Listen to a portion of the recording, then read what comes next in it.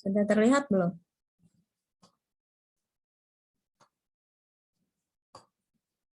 Sudah, Ibu.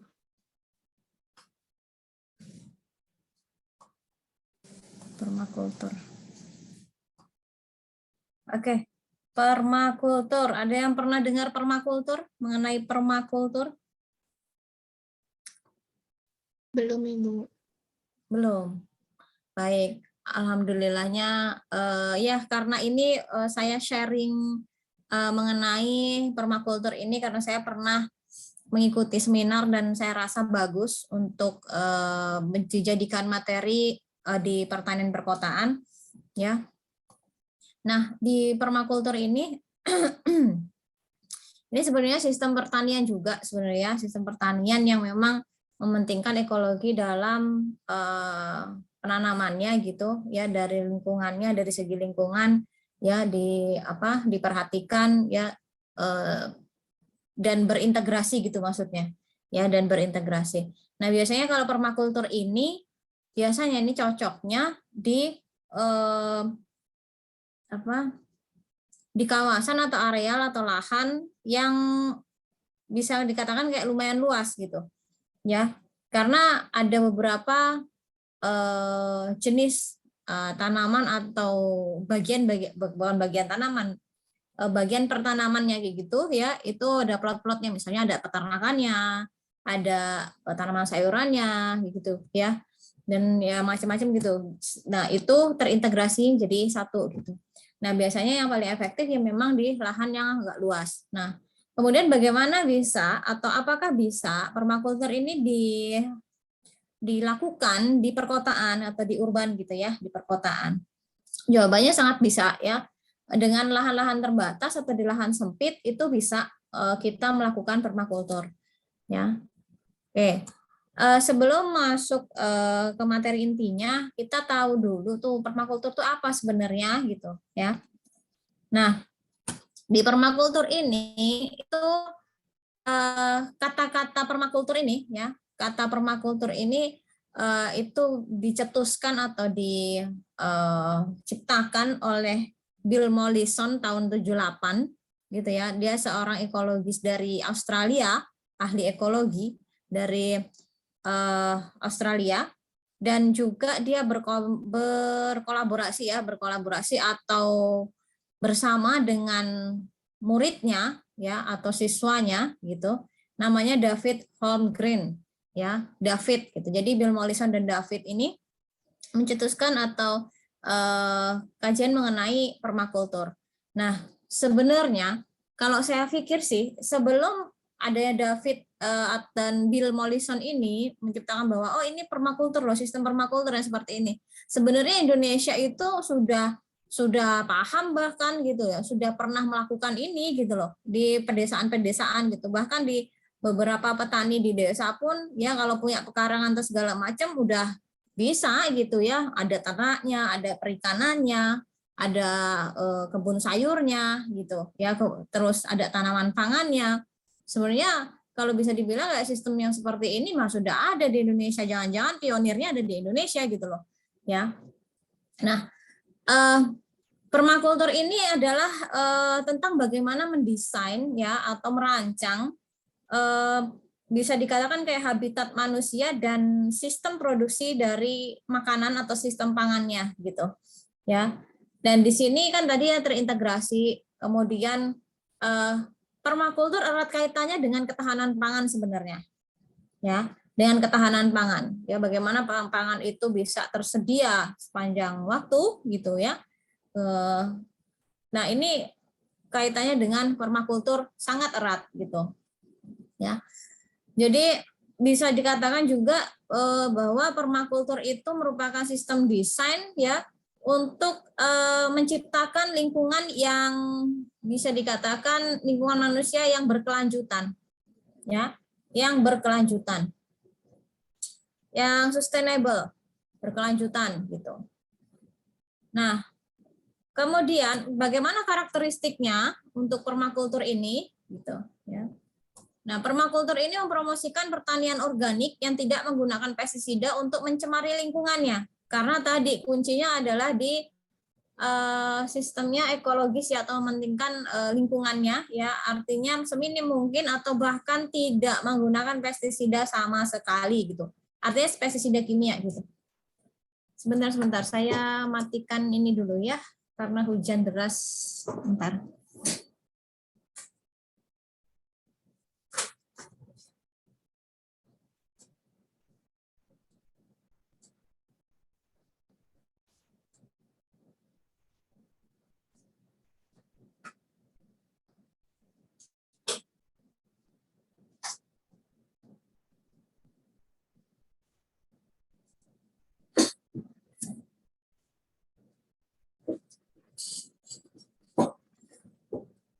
Oke, saya lanjutkan.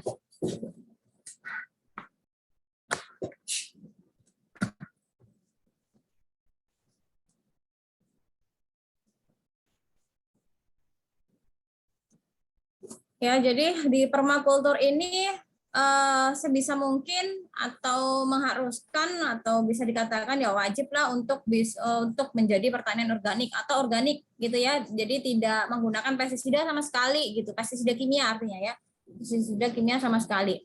Nah, permakultur ini tujuannya adalah untuk memaksimalkan hubungan simbiosis dan sinergitas antar komponen yang ada atau di lingkungan itu gitu ya. Kan kita tahu ya kalau lingkungan itu sebenarnya nih tanpa adanya pestisida pun sebenarnya tanaman yang memang dia kondisinya bagus ya, kemudian terjaga pertumbuhannya gitu ya, itu sebenarnya kalaupun dia terkena serangan hama, terserang penyakit atau apa, dia akan bisa memberikan sinyal-sinyal kepada lingkungan gitu, dan pada akhirnya musuh-musuh alami dari penyakit atau dari hama itu bisa datang gitu ya. Sebenarnya kalau lingkungan atau ekologinya terjaga dengan baik, ekosistem terjaga dengan baik, maka kita sebenarnya tidak butuh yang namanya pestisida kimia bahkan gitu ya. Ya, karena sejatinya memang di ekosistem atau di lingkungannya itu seimbang gitu. Seimbang seperti itu. Jadi bagus gitu. Nah, permakultur adalah perencanaan kota sebaik desain pedesaan ya. Kalau dibayangkan karena ya ternyata di permakultur itu ada ternaknya misalnya, kemudian ada ikannya, ada tanaman pangannya, tanaman sayuran, buah ya, atau sumber pangan lah ada semua di situ ya. Itu maka yang terbayang adalah seperti di pedesaan ya, seperti di pedesaan. Jadi terus gimana kalau di perkotaan itu kan kebanyakan lahannya adalah sempit gitu, atau bahkan nggak punya pekarangan, atau di teras adanya gitu. Bisa atau tidak? Ya bisa saja, mungkin skalanya kecil gitu. Ya, skalanya kecil. Nah, tadi kaitannya dengan ketahanan pangan ya, ketahanan pangan. Skala kecil misalnya ketahanan pangan di keluarga saja gitu ya. Kalau di setiap keluarga menerapkan sistem yang seperti ini ya, maka nggak akan susah tuh ya, masyarakat Indonesia nggak akan ketergantungan lah pada bahan barang impor misalnya seperti itu ya, kayak sumber pangan lah, sumber pangan misalnya kalau di permakultur sih sebenarnya kalau lahannya tidak luas ya tidak memungkinkan untuk nanam padi, untuk nanam jagung kan enggak gitu, tapi bisa didiversifikasi yang lain atau di apa namanya, gantikan dengan yang lain, sumber karbohidratnya apa gitu, misalkan ubi atau apa gitu kan bisa gitu. Biasanya kalau menerapkan permakultur ini di perumahan atau di rumah-rumah masing-masing, maka saya rasa sih untuk pemenuhan vitamin dan apa ya, vitamin untuk tubuh gitu ya, itu akan lebih baik gitu, karena kita tahu atau kita memang mengusahakan makanan-makanan yang sehat atau superfood lah istilahnya seperti itu. Ya. Nah di sini untuk yang permakultur itu sendiri kita harus mengetahui ya, atau awalnya kita sebenarnya ini ada beberapa konsepnya, harus tahu tentang adab-adabnya, adab terhadap buminya seperti apa, adab terhadap manusianya seperti apa, adab terhadap lingkungannya bagaimana, seperti itu.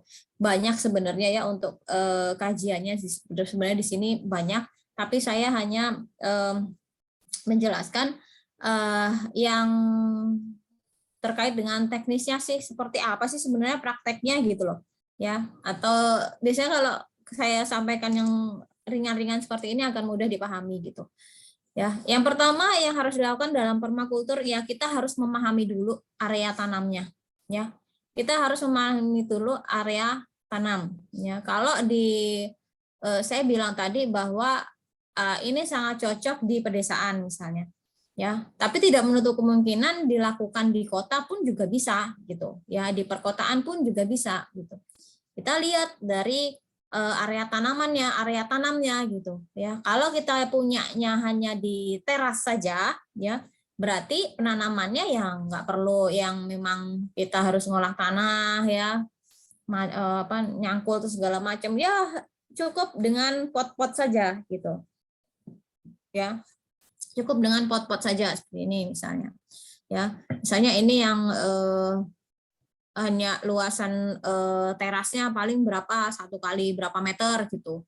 Ya kalau ini yang misalnya yang punya 10 meter persegi gitu ya, lumayan luas ya, mungkin ada potnya, kemudian ada yang di medianya beda lagi gitu ya.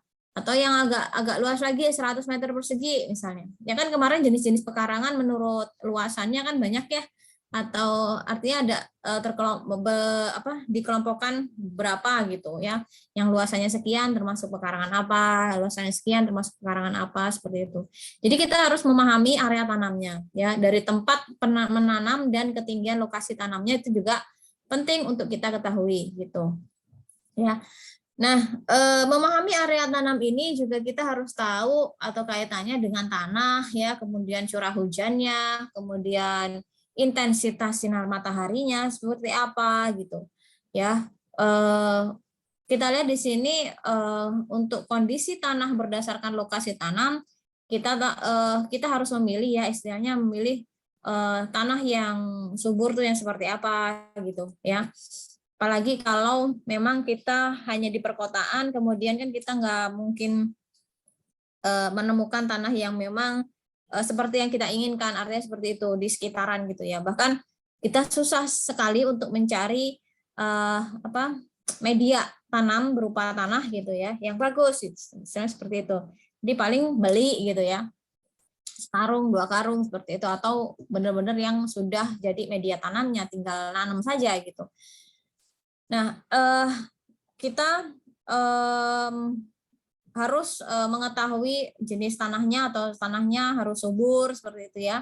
Kemudian curah hujannya juga mencukupi gitu ya. Kalau curah hujan tidak mencukupi, ya bisalah dimanipulasi lah ya, mungkin dengan penyiraman atau pengaturan kelembaban gitu juga bisa. Kemudian di sinar matahari ya, berdasarkan lokasi tanam itu juga kita harus pahami mengenai itu. Karena memang ini termasuk yang sangat penting ya untuk kebutuhan sinar matahari di tanaman itu.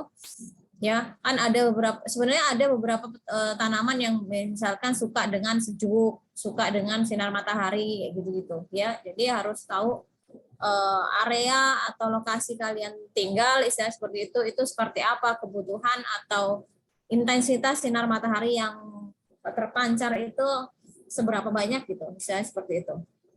Ya, jadi harus memahami area tanamnya.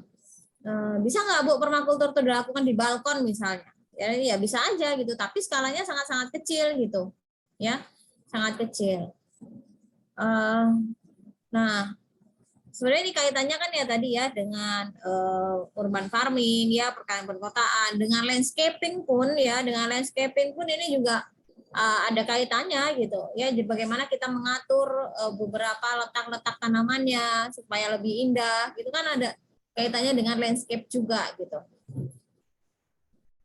Oke ya, jadi memahami area tanamnya ya, dari tempat dan ketinggiannya, kondisi tanahnya, curah hujannya seperti apa, kemudian sinar matahari atau kebutuhan sinar mataharinya. Oke, kemudian nah pada atau di dalam permakultur itu dibagi beberapa zona ya, atau ada zonasi atau menentukan zona di tiap-tiap bukan lokasi, artinya bagian lah gitu ya. Jadi permakultur itu memiliki beberapa panduan zonasi taman yang bisa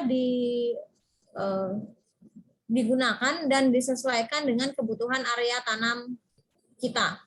Jadi ada beberapa zonasi yang diterapkan pada permakultur, ya. Jadi ada seperti ini misalnya, ya. Jadi ada 5 zonasi, 6 dengan 0 ini istilahnya ya. Jadi ada zona 0 sampai dengan zona 5 ya. Itu prinsip di permakultur ya, ada zona-zonanya gitu ya. Nah, penghitungan atau penentuan zona-zona ini itu diawali dengan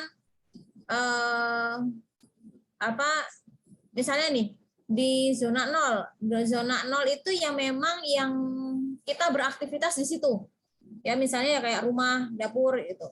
Nah, kemudian bagaimana kita bisa menentukan zona satunya di mana, zona 2-nya di mana, 3-nya di mana, 4 di mana, 5 di mana, istilah seperti itu. Yang kita harus tahu ya, artinya gini. Permakultur itu kan menyediakan pangan ya, menyediakan pangan dan sebisa mungkin dekat dengan dapur atau dengan pengolahannya gitu. Artinya zona-zona ini ditentukan ya seberapa dekat dengan pintu dapurnya gitu loh istilahnya ya, karena ini memang untuk kebutuhan keluarga khususnya gitu ya. Jadi misalkan zona 1 nggak mungkin kita misalnya dapurnya di belakang, pintu dapurnya di belakang ya. Untuk zona 1 penempatannya di teras depan, enggak ya. Jadi enggak seperti itu gitu ya. Jadi dihitungnya atau ditentukannya berdasarkan atau di mana sih letak pintu dapurnya nih gitu, atau seberapa dekat dengan dapur atau tempat pengolahannya gitu. Biasanya seperti itu ya. Nah, di sini zona 0 pusat kegiatan atau pengembangan diri, dalam artian di sini ya rumahnya atau gubuknya gitu ya. Rumah manusianya atau gubuknya itu dinamakan zona 0 ya. Zona 1 bagaimana gitu? Zona 1 itu ya bisa dikatakan sebagai kebun rumah gitu ya, bisa kebun rumah, atau kalau ada atau yang gini deh, yang paling enak seperti ini nih. Ini agak susah saya ngutip di buku. Nah, yang paling enak seperti ini. Ya. Nah, zona 0 ya. Zona 0 itu tempat kita atau tempat manusia itu berinteraksi, artinya di dalam rumah gitu ya. Artinya zona 0-nya adalah rumah atau gubuknya gitu ya di sini. Rumah atau gubuknya itu zona 0. Kemudian zona 1 tuh yang seperti apa? Biasanya di zona 1 itu adalah zona di mana kita kunjungi setiap hari gitu ya. Ya, kaitannya misalnya kalau kita butuh pangan ya, istilahnya kan itu kaitannya dengan ketahanan pangan tadi, berarti di mana letak dapurnya, misalnya dapurnya di belakang gitu ya, pintu dapurnya ada di belakang. Zona 1 tuh ya biasanya ada di dekat-dekat dapur gitu atau di belakang gitu ya. Dan itu biasanya dikunjungi setiap hari gitu ya. Dikunjungi setiap hari atau ditengokin setiap hari, karena kita ngambil sayurannya gitu ya, ngambil bahan pangannya itu ya di zona 1 gitu ya. Misalnya untuk kita mau buat salad atau mau ngambil jenis herba gitu ya, itu ada di zona 1 gitu. Kemudian ada zona 2 ya. Zona 2 itu sebenarnya di sini, sorry ini typo. Kalau zona 1 itu dikunjungi setiap hari atau sering sekali dikunjungi atau tiap hari lah atau visit daily lah, misalnya seperti itu ya, itu zona 1 tuh, kilar-kilir itu manusia di sini nih gitu. Ya, karena memang panenannya atau mengambil bahan makannya kebanyakan di zona 1 gitu. Nah, zona 2 itu rutin dikunjungi ya, rutin. Ya, artinya rutin tuh nggak harus setiap hari juga sebenarnya gitu ya. Tergantung kebutuhannya. Zona 2 itu visit frequently ya, artinya rutin dikunjungi. Contohnya di zona 2 ini ada jenis-jenis tanaman, misalnya sayuran, kemudian ada kandang ayam gitu ya. Kandang ayam itu kan yang kita mau ambil adalah telurnya misalnya. telur ayam itu kan nggak tiap hari juga bertelur gitu loh, istilahnya seperti itu ya. Ada beberapa lah, atau saya mau ngambil daging ayamnya atau ayamnya sendiri kan nggak tiap hari juga gitu ya. Artinya ya mungkin seminggu sekali gitu ya, atau 3 hari sekali, tapi rutin gitu ya. Saya terus buah-buahan kecil ya, lemon, kemudian apa yang lain lah misalnya seperti itu ya. Kemudian ada kolam ikannya gitu. Nah, ini dekat dengan zona 1 juga gitu ya, dekat dengan zona 1. Kemudian zona 3 apa? Zona 3 itu adalah yang dikunjungi sesekali saja ya. Yang dikunjungi sesekali saja. Nah, kita manennya nggak tiap hari nih gitu ya. Misalnya di sini di zona 3 ada jenis bunga ya. Bunga misalnya di sini adalah bunga untuk teh misalnya ya. Untuk teh, apa misalnya ada rosella, ada bunga telang, misalnya seperti itu, ya. Itu ada bunga-bunga teh misalnya. Kemudian ada lebahnya, ya kita ngambil lebahnya kan nggak ini kan nggak setiap saat lah, istilahnya seperti itu, tidak setiap saat. Kemudian ada kandang hewan, misalnya ternak-ternak yang lain ya selain ayam misalnya gitu. Ya itu dikunjungi sesekali saja gitu. Mungkin dikunjungi tiap hari hanya untuk ngasih makan misalnya, ngasih pakan gitulah, istilahnya seperti itu. Kemudian di zona 4. Zona 4 itu yang seperti apa? Itu adalah jarang sekali atau jarang dikunjungi. Artinya di sini makanya dikatakan disebut dengan area hutan atau tempat mencari makanan liar gitu, atau cari-cari ya nggak begitu tidak begitu apa ya, perawatannya tidak begitu intens ya, atau jenis tanamannya sudah berbeda gitu. Jenis tanamannya sudah benar-benar berbeda dari zona 2 gitu ya. Kemudian di zona 5. Zona 5 itu adalah zona observasi dan belajar ya. Contohnya di sini daerah yang memang tidak diolah ya, artinya dibiarkan begitu saja ya. Dibiarkan begitu saja untuk apa ya? Ya bebas gitu ya. Bebas mau ada sayuran mau apa gitu ya, itu biasanya ada di zona 5 atau yang memang jauh dari zona 0 gitu ya. Jauh dari zona 0. Nah, sebenarnya untuk zona-zonanya ini sebenarnya ditentukan untuk mengetahui jejak karbon, artinya seberapa banyak atau seberapa besar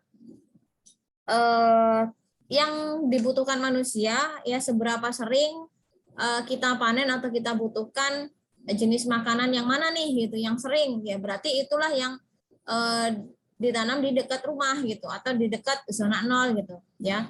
Mana yang sering kita panen itulah yang ditanam dekat dengan zona 0 gitu ya.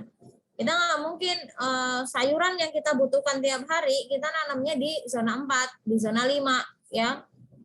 Sangat jauh sekali gitu ya, artinya seperti itu.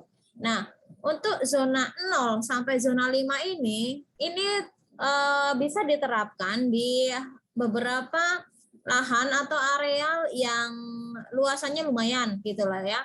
Jadi mungkin 100 meter persegi gitu ya, atau bahkan lebih gitu. Ya itu bisa zona 0 sampai zona 5 itu ada gitu. Tapi untuk di perkotaan seperti apa? Kalau di perkotaan cukup dengan atau cukup dengan zona 2 itu sudah bisa gitu ya. Zona 2. Jadi 0, 1, 2 itu di perkotaan. Jadi kebanyakan di perkotaan tuh enggak sampai zona 5 gitu ya, tidak sampai ke zona 5. Gitu untuk zona-zonanya. Jadi kalau permakultur ya terkenalnya ada zonasinya gitu ya. Zonasi atau zona. Pembagian lah ya, pembagian. Nah, zonasi ini biasanya untuk memudahkan sih ya, untuk memudahkan perawatan, maintenance ya istilah seperti itu. Makanya dibentuk zonasi-zonasi seperti itu, memudahkan maintenance, kemudian memudahkan panennya gitu ya. Jadi seperti kan nggak mungkin ya kalau kita misalnya dapurnya di belakang nih, dapur, kemudian di dekat dapur ada ternak kambing misalnya, kemudian nanam sayurannya ada di ujung banget gitu atau di jauh dari zona 0 gitu kan ya agak merepotkan gitu loh ya. Nah, zonasi ini itu bisa mempermudah ya untuk manusia, untuk kita gitu sebagai pelaku permakulturnya bisa memanen, kemudian tiap hari misalnya, kemudian maintenance atau perawatan tanamannya lebih gampang gitu. Ya. Nah, jadi di ini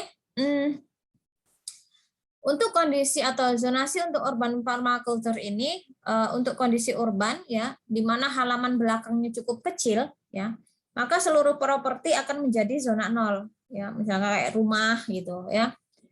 Itu akan menjadi zona 0, zona 1 dan hanya zona 2 saja. Jadi 0 sampai 2 itu sudah cukup kalau di perkotaan gitu. Jadi untuk desainnya nanti ya bagaimana mendesain permakultur di perkotaan itu jadi tidak perlu atau bahkan tidak perlu sampai ke zona 5 lah seperti itu. Jadi cukup zona 0 sampai 2 gitu ya. Nah, saat mulai memetakan zona pada desain area, kaitannya kan ini permakultur itu adalah mendesain juga ya. Pada desain area mulailah dengan zona 1. Bangun dan selesaikan zona 1 terlebih dahulu, kemudian bekerja keluar untuk menyelesaikan zona lainnya. Artinya ya bertahap gitu loh ya. Jadi yang kita mulai kerjakan adalah zona 1-nya dulu ya. Zona 1 itu yang seperti apa tadi? Yang memang yang tiap hari kita kunjungi. Ya, berarti kalau tiap hari kita kunjungi ya tanaman jenis tanamannya ya yang bisa tiap hari kita panen gitu loh. Ya kan? Nah, kayak gitu. Ya, jadi kaitannya seperti itu. Kemudian misalnya saya ulas lagi satu persatu ya untuk zona 0 misalnya. Berarti kan dia adalah pusatnya nih ya. Pusatnya atau rumahnya atau gubuknya, tempat tinggalnya misalnya seperti itu, atau pusat dari kegiatan manusianya gitu. Itu adalah zona 0 atau tempat pengolahannya gitu atau tempat memasaknya gitu ya. Itu di zona 0. Kemudian zona 1 apa? Zona 1 adalah kitchen garden untuk menyediakan misalnya ini salad atau lalapan harian dan biasanya jenis annual atau biennial. Nah, ini nanti jenis tanaman annual tuh yang seperti apa, jenis tanamannya biennial tuh yang seperti apa, itu nanti di slide berikutnya. Gitu ya. Jadi mana jenis tanaman yang kira-kira misalnya satu kali kita nanam kita bisa panen berkali-kali misalnya seperti itu. Kan ada jenis tanaman juga yang satu kali kita tanam kalau sudah kita panen dia nggak akan tumbuh lagi, kita harus semai lagi, kan ada yang seperti itu gitu ya. Nah, zona 1 menyediakan salad atau lalapan harian biasanya di jenis annual atau biennial ya. Misalnya ini ada atau bisa juga tanaman herba ya, rempah-rempah ya, itu juga bisa. Kemudian di zona 1 itu juga bisa ditanami dengan tanaman teh-tehan gitu ya, yang berisi tanaman untuk campuran teh misalnya melati, rosella, telang gitu. Ya. Jadi kalau diibaratkan gini, permakultur itu dari mulai kita mau makan apa gitu ya, itu bahan bakunya sudah tersedia di situ gitu, dari mulai karbohidratnya ya, jenis atau vitaminnya apa nabati segala macam gitu loh. Ya dari sayuran, misalnya protein-proteinnya apa dari ikan, dari ayam misalnya kayak gitu, ada dari telur ya. Kemudian misalnya jenis minumannya apa, teh misalnya gitu. Itu sudah paling tidak harus ada di situ gitu loh ya.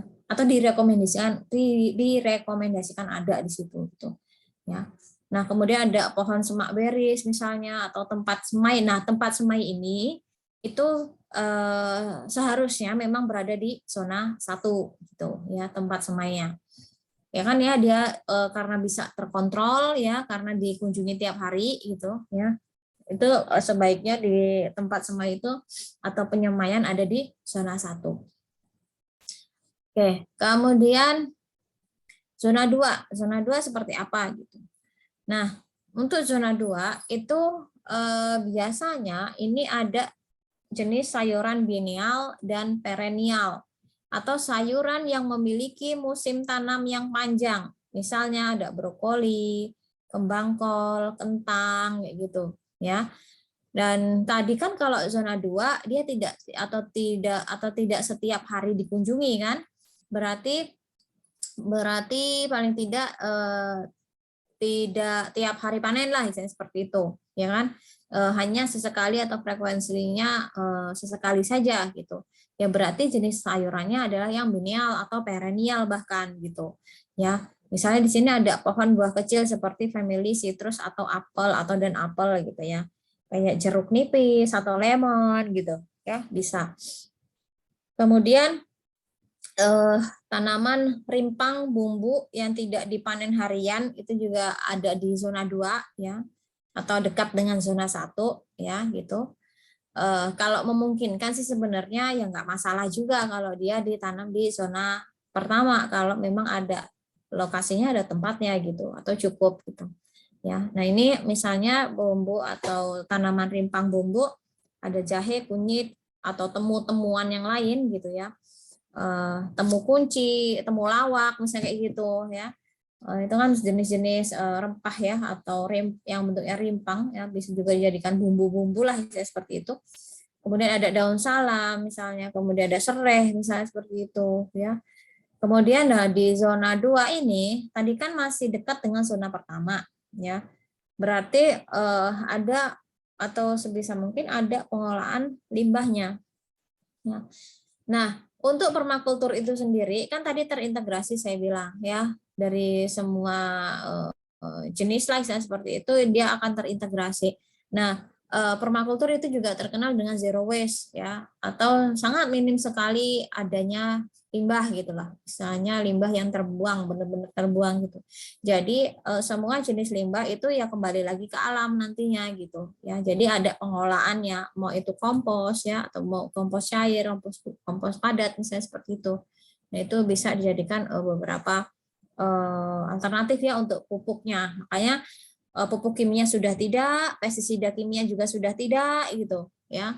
Makanya kita memanfaatkan yang ada ya, biasanya kayak gitu.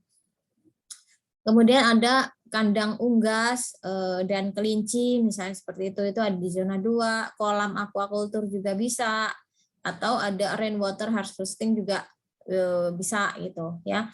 Jadi yang dekat dengan rumah itu tadi zona 1 ya. Kemudian yang dekat dengan zona 1, zona 2 tadi ya. Artinya ya tidak terlalu jauh dari pintu dapurnya ya, seperti itu. Ya. Itu di zona 2. Itu jenis tanamannya ada biennial dan perennial. Nah, kemudian bagaimana sih untuk manajemen penanamannya gitu ya. Kan tadi permakultur ya. Manajemen penanamannya seperti apa gitu. Ya artinya kita harus tahu dulu nih bagaimana atau jenis-jenis tanaman yang seperti apa gitu ya yang cocok, atau yang bahkan yang ada di zona ini gitu, misalnya zona 1 sampai 5 tuh jenis tanamannya seperti apa gitu. Ya, jadi untuk menentukan tanaman itu bagaimana menentukan tanaman di lahan yang terbatas dan lokasi perkotaan itu sangat penting sekali, karena memang di perkotaan kita media tanam aja sudah susah gitu ya, tapi ya tidak menyurutkan kita untuk bisa bercocok tanam sebenarnya gitu. Media itu banyak banget gitu, yang nggak cuma tanah gitu, untuk yang selain tanah pun juga bisa gitu ya. Nah, kemudian nih tadi kan untuk manajemen pertanamannya ya, manajemen penanamannya kita harus bisa menentukan tanaman apa yang harus kita tanam gitu. Nah, tadi kan ada yang annual, perennial, ada biennial ya. Nah, itu sebenarnya seperti apa atau jenis tanaman yang bagaimana gitu. Misalnya di sini ada 3 jenis tanaman berdasarkan masa panennya ya. Berdasarkan masa panennya ini ada 3 jenis tanaman. Misalnya di ilmu tanaman ini udah sebenarnya gitu ya. Jadi harus diulas lagi nih gitu ya. Perennial itu yang seperti apa sih gitu. Perennial itu adalah tanaman yang sekali tanam bisa dipanen untuk waktu yang lama atau bertahun-tahun. Ya, itu perennial. Biasanya kan tanamannya lumayan besar gitu ya, atau yang berkayu besar gitu ya. Perennial misalnya kayak tanaman buah gitu ya. Tanaman sayuran juga ada yang perennial gitu, atau bisa dipanen pada waktu yang lama ya. Contohnya di sini ada, tahu nggak pepaya Jepang atau caya loh namanya ya. Pepaya Jepang tahu nggak? Pernah lihat atau pernah makan? Daunnya, biasanya daunnya tuh. Pernah melihat belum? Kalau pepaya yang biasa kan banyak tuh. Biasanya kalau pepaya Jepang itu warnanya lebih gelap ya, hijaunya hijau pekat, lebih gelap, kecil gitu ya, tidak seperti pepaya pada umumnya tanamannya gitu. Kalau penasaran bisa di searching ya, caya atau pepaya Jepang. Kemudian ada perennial, jenis perennial itu ada pohon kelor, itu kan termasuk sayuran ya, pohon kelor.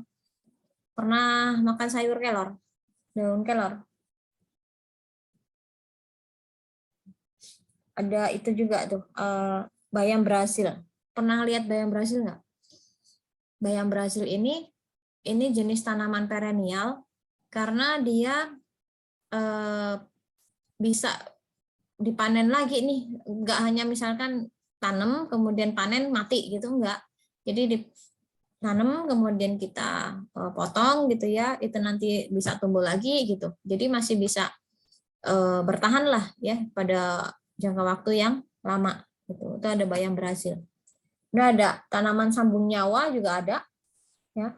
Ini namanya tanaman sambung nyawa, kemudian ada ginseng Jawa gitu ya. Itu beberapa jenis-jenis tanaman. Artinya di sini kuncinya adalah perennial itu adalah tanaman yang sekali tanam dia bisa dipanen untuk waktu yang lama atau bahkan bertahun-tahun gitu ya. Oke. Kemudian ada selain perennial ada biennial atau biennial ya. Biennial itu yang seperti apa? Biennial itu tanaman yang sekali tanam bisa dipanen beberapa kali dalam periode waktu tertentu ya. Dalam periode waktu tertentu. Dia umurnya tidak lama seperti yang perennial yang sampai bertahun-tahun itu enggak ya, tapi hanya periode tertentu saja ya. Misalnya nih ada cabai ya. Cabai kan cabai kalau sudah tumbuh kemudian berbuah kita petik itu kan tanamannya nggak mati kan atau belum mati kan ya. Dia masih bisa berbunga lagi, berbuah lagi gitu ya. Bisa dipanen beberapa kali lah seperti itu ya. Nah biasanya ini paling ya berapa tahun, 3 tahunan lah mungkin. Wah nggak nyampe ya, nggak nyampe lah kemungkinan sih kalau, tapi kalau perawatannya bagus gitu ya, ya dia masih bisa dipanen beberapa kali gitu ya. Ada cabai, tomat, kacang-kacangan gitu ya gitu. Kemudian kalau yang annual bagaimana nih? Annual tuh sebenarnya tanaman yang sekali tanam bisa dipanen hanya 1 kali saja ya. Contohnya kayak bayam cabut ya, bayam cabut, kangkung, jagung misalnya, pokcoy. Nah itu kan kita tanam sekali, kita kalau sudah panen ya udah gitu, kita harus semai lagi gitu ya. Nah ini kan beda nih antara bayam cabut dengan bayam Brazil nih, beda gitu. Kalau bayam Brazil masih bisa bertahan gitu ya. Nah, kalian harus paham nih mengenai annual, biennial, perennial ini ya. Ini nanti akan bisa menentukan di mana nih kita harus menanam ini gitu ya. Apakah memungkinkan annual itu ditanam di zona 5 gitu, yang dibiarkan liar, atau bahkan di zona 4 misalnya gitu. Jauh sekali gitu. Padahal kita untuk yang annual ini kan biasanya yang kita butuhkan setiap hari. Kalau yang kita butuhkan setiap hari pastinya harusnya dekat dong dengan zona nolnya gitu, kan? Dekat dengan zona nolnya, gitu ya. Jadi ada 3 jenis tanaman ya berdasarkan masa panennya, ada perennial, ada biennial ya, ada annual, gitu ya. Oke.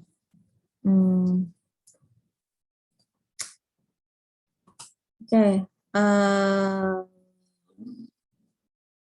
Mana lagi? Sorry. Ini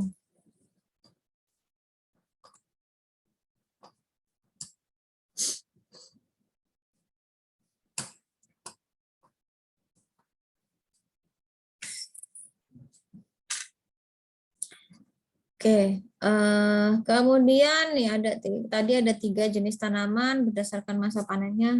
Matanya kok pedes bener nih.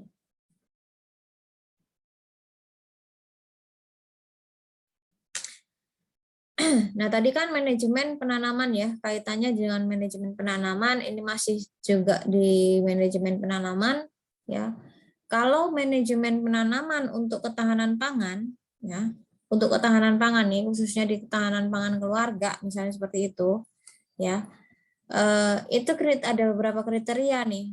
Paling tidak manajemen penanamannya harus bisa menyediakan pasokan makanan yang konsisten sepanjang tahunnya. Ya, yang konsisten sepanjang tahunnya. Jadi di permakultur itu tidak mengenal misalkan seperti misalnya gini, kita punya lahan, kemudian kita tanami jagung semua, atau kita tanami kangkung semua, ya buat bedengan semuanya kangkung semua. Nah itu bukan tipe untuk ketahanan pangan kalau seperti itu gitu, ya.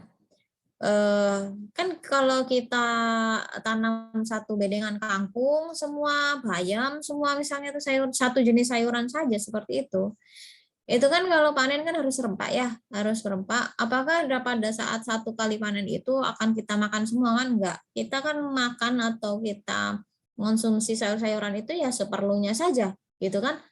Jadi dalam satu bedengan itu sebenarnya kalau di sistem permakultur ini bisa ditanami beberapa jenis gitu ya, beberapa jenis tanaman dengan waktu panennya yang berbeda-beda ya, karena tadi kontinuitas atau berkelanjutan artinya kita bisa memenuhi atau suplai makannya atau suplai sumber pangannya itu ada terus setiap hari gitu loh ya. Kalau yang sistem yang biasa satu bedengan misalnya satu lokasi ditanami jenis bayam semua atau kangkung semua gitu, itu sebenarnya bukan prinsip untuk ketahanan pangan gitu ya, karena dia sekali panen habis gitu ya, sekali panen habis jadi harus semai lagi gitu kan. Nah ini kriteria untuk itu adalah menyediakan pasokan makanan yang konsisten sepanjang tahun. Kemudian bisa memberikan berbagai variasi jenis makanan. Utamakan jenis-jenis yang superfood gitu ya. Utamakan yang jenis superfood. Superfood itu yang misalnya kandungan gizinya yang banyak, vitaminnya yang tinggi gitu. Ya kan banyak beberapa jenis-jenis tanaman yang tergolong yang superfood ya. Itu biasanya kayak ini nih, misalnya kelor gitu ya, daun kelor atau tanaman kelor. Kemudian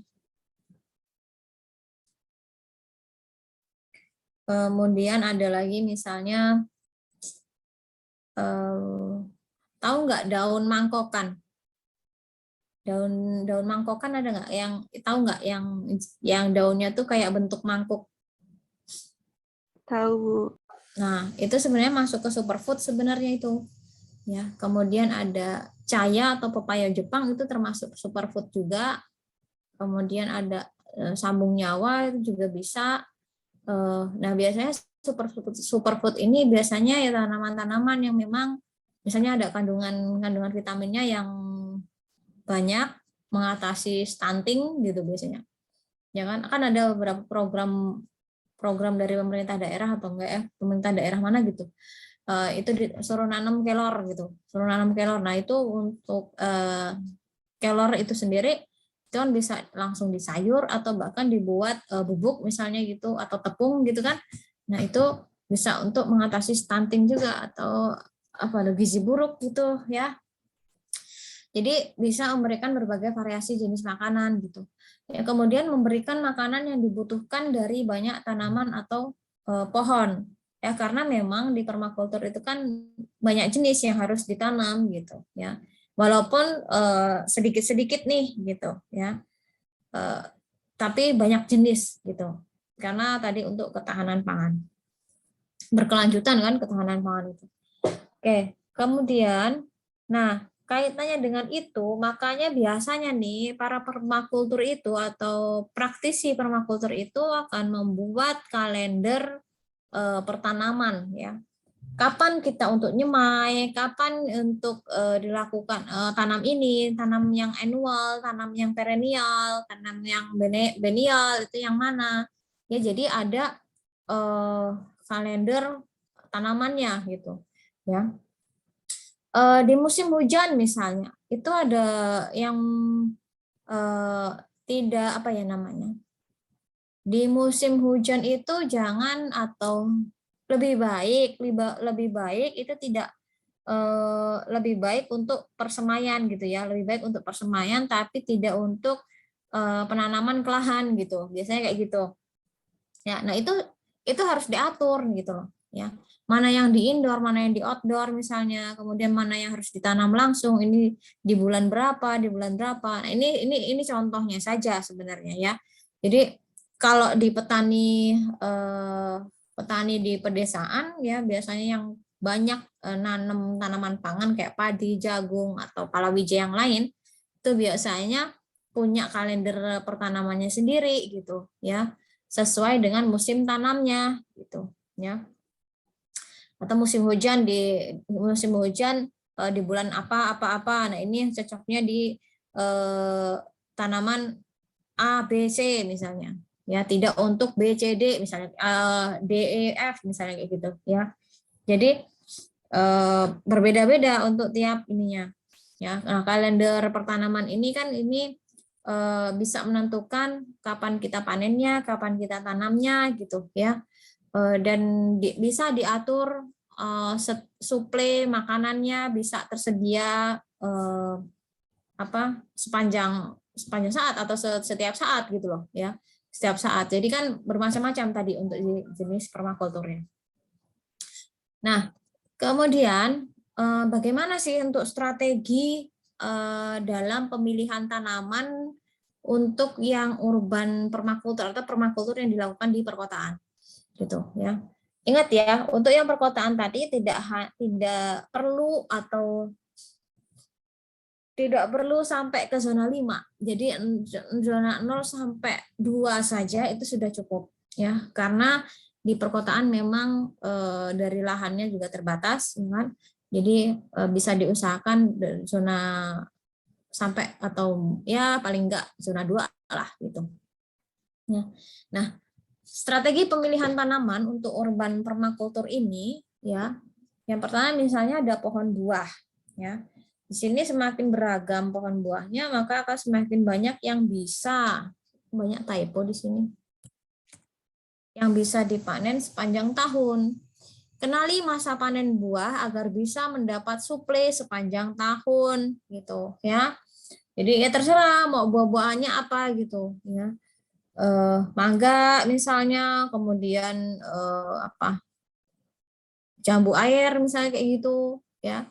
Atau yang lain tuh yang bisa, atau belimbing misalnya kayak gitu. Ini kan yang bisa kalau beragam atau jenis buahnya beragam, maka suplai untuk vitamin dari buah itu akan terpenuhi gitu ya. Itulah ketahanan pangan gitu.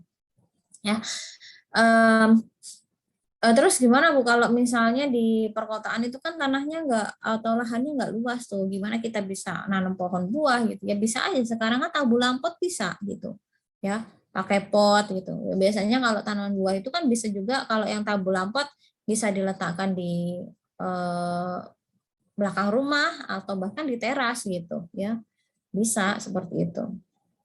Nah, oke. Nah, tadi itu kan kalau penentuan zona-zonanya itu ya, itu sebisa mungkin kan tadi dekat dengan dapur paling enggak ya, dekat dengan tempat pengolahannya gitu.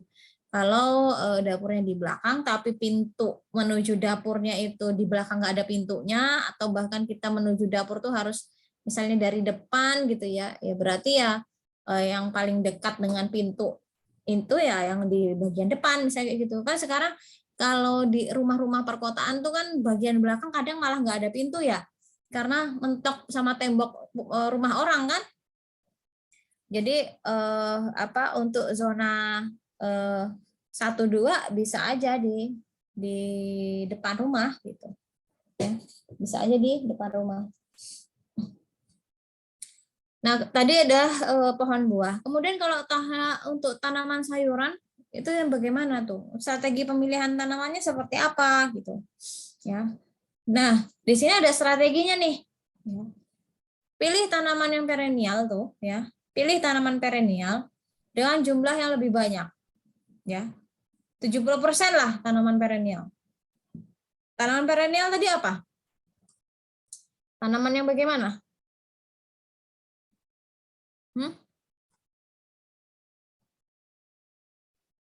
Tanaman perennial seperti apa tadi? Duh, ini nggak ada yang on cam ya. Tanaman yang sekali tanam bisa dipanen untuk waktu yang lama, Bu. Ya, oke. Nah, di sini kan tadi contohnya tahu ya apa saja gitu. Nah, untuk strategi pemilihan tanamannya, pilihlah yang 70% ini jenis tanaman yang perennial, gitu ya. Karena kan kalau yang perennial kan tidak setiap saat dipanen tuh, ya, tidak setiap saat dipanen gitu. Kalau yang jenis perennial, kalau yang setiap saat dipanen, misalnya kita logikanya gini, kalau kita nanam yang jenis annual banyak gitu, maka akan banyak mubazirnya gitu, ya, akan banyak mubazirnya gitu. Kalau lebih banyak yang annual gitu, ya. Jadi taktiknya atau strateginya adalah menanam perennialnya 70% nih, ya, 70% paling tidak. Kemudian yang biennialnya berapa? 20 saja, ya, 20% saja gitu. Ya, dan yang annual itu sekitar 10%, ya. Nah, itu ini bisa apa namanya ya, bisa diadaptasi lah, atau strategi yang paling bagus nih kalau dari beberapa praktisi permakultur itu biasanya punya komunitas sendiri dan saling berbagi gitu loh, ya, saling berbagi. Dan saya waktu itu ikut seminarnya seperti itu. Memang banyak sekali komunitasnya sekarang, ya, bahkan di perkotaan itu juga sudah banyak gitu, ya. Nah, dan sudah apa ya namanya, sudah mencoba lah istilahnya seperti itu, ya. Atau nah, untuk strategi yang paling tepat atau yang paling memungkinkan, ya, atau yang paling tepat untuk ketahanan pangan di keluarga misalnya seperti itu adalah kita pilihnya tanaman perennialnya paling tidak atau sebanyak, atau yang paling banyak deh, yang paling banyak adalah tanaman perennialnya itu 70%, biennialnya 20, annualnya ada 10% saja, ya. Annual itu kan tadi kayak kangkung, bayam, gitu-gitu loh. Ya. Nah, kemudian apabila memiliki hewan ternak, perhatikan tanaman yang sesuai dengan nutrisi untuk ternaknya. Ya, artinya ya ternak itu ya tergantung ternaknya apa ya. Intinya makanan ternak pun bisa dari jenis tanaman yang lain gitu loh. Ya, kita ya bisa nanam juga gitu. Ya, jadi bisa diusahakan lah ya. Tapi kebanyakan untuk yang permakultur ini ya kebanyakannya jenis tanamannya gitu ya, atau lahan atau lokasi atau arealnya untuk budidaya tanamannya gitu dengan bermacam-macam jenis, ada perennial, biennial, ada annual gitu. Ya, kalau ternaknya macam-macam, ada yang ikan gitu ya, ada yang ayam gitu. Ya, jadi kalau sudah terbentuk nih permakultur tuh, ya biasanya ya kayak hutan mini gitu, rumahnya gitu. Tapi teratur, gitu, ya. Enggak yang amburadul gitu, enggak. Bisa disusun atau ini bisa. Kan kalian belajar landscaping juga kan? Nah, misalnya permakultur pendekatannya dengan landscaping, bagaimana atau mendesain taman misalnya gitu ya, pendekatan dengan permakultur misalnya kayak gitu. Ya, jadi kan ada herbanya, ada sayurannya, ya, ada sayuran buah-buahnya gitu. Itu bisa kalian kalau ada tugas seperti itu bisa dilakukan yang untuk dengan pendekatan permakultur ini. Oke. Kemudian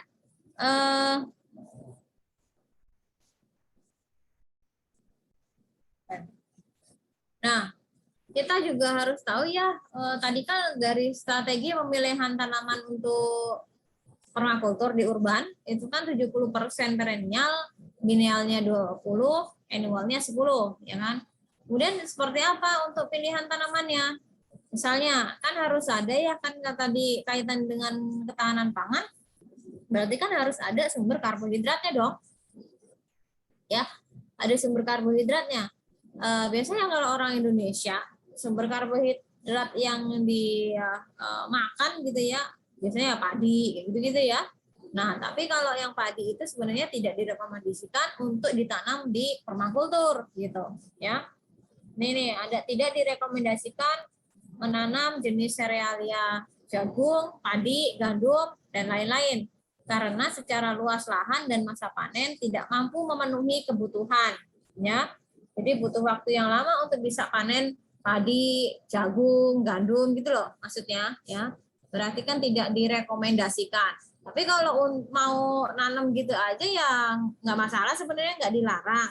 Tapi hanya tidak direkomendasikan kalau untuk ketahanan pangannya gitu. Karena panennya tadi ya yang lama.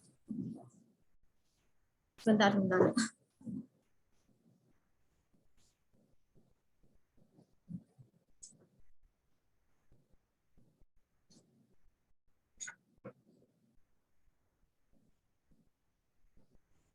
Di tempat kalian hujan nggak? Hujan, Bu. Terus, Hujan, Bu. iya nih, saya juga hujan terus. Oke, ya tadi sumber karbohidrat. Jadi pilihan tanaman urban sumber karbohidrat untuk skala urban di sini ya, yang paling optimal adalah ya jenis ubi gitu ya.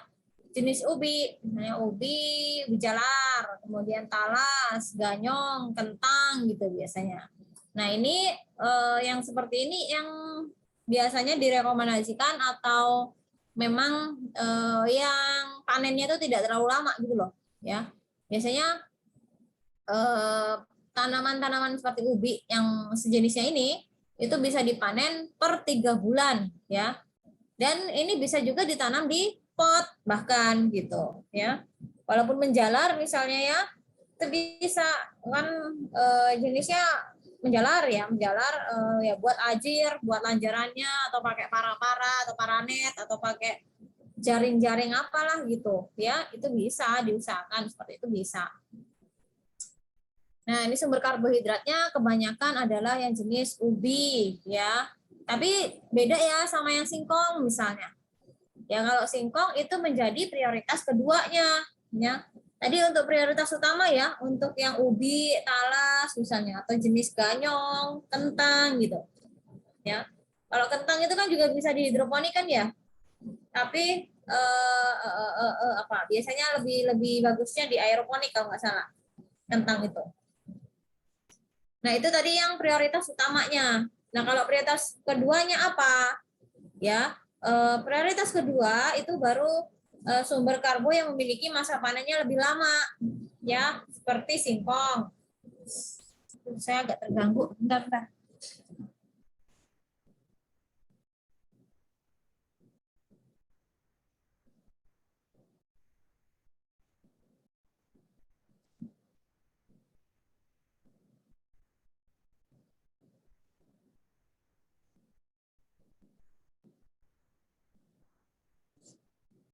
Saya agak parno kalau hujan itu, apalagi hujannya deras, angin gitu. Sendiri di rumah pula kan. Aduh. Jadi semua harus ditutup, pintu jendela harus ditutup. Oke. Tadi prioritas utama, kemudian prioritas kedua ya. Prioritas kedua berarti ya jenis kayak singkong, sukun, gembili ataupun pisang gitu ya. Nah, ini biasanya masa panennya kurang lebih 9 bulan gitu ya.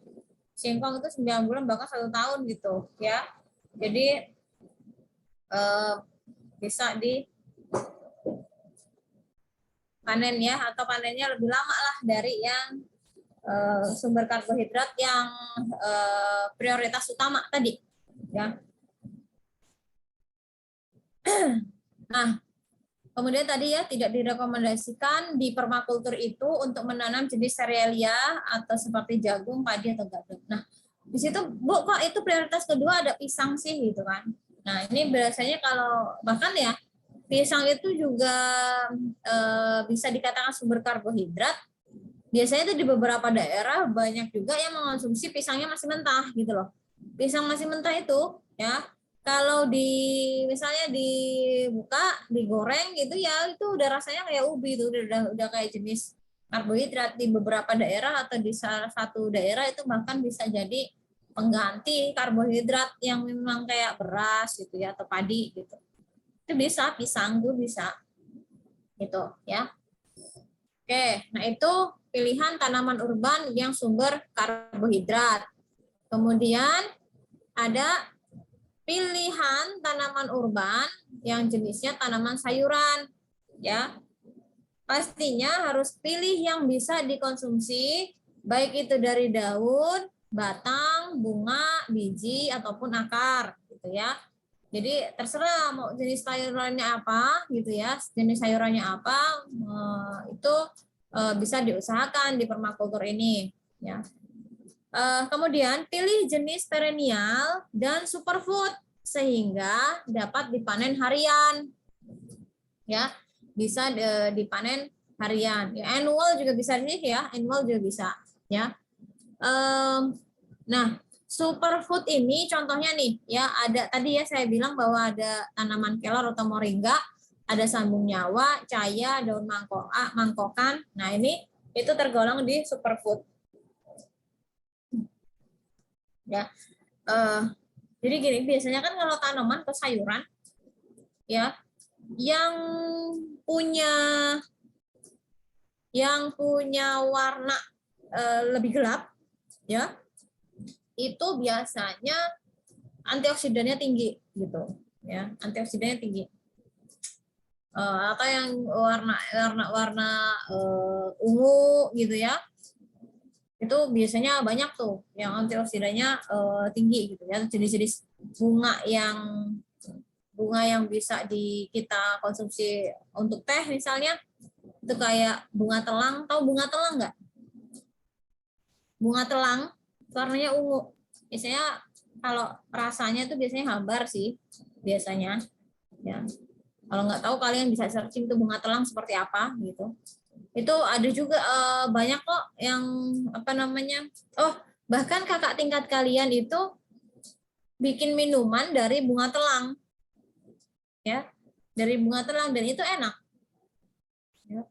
Ditambah selasih, ditambah apa tuh namanya kayak nata de coco apa itu, nah itu ya itu enak gitu ya. Nah, kenapa tanaman-tanaman yang seperti ini nih? Tuh.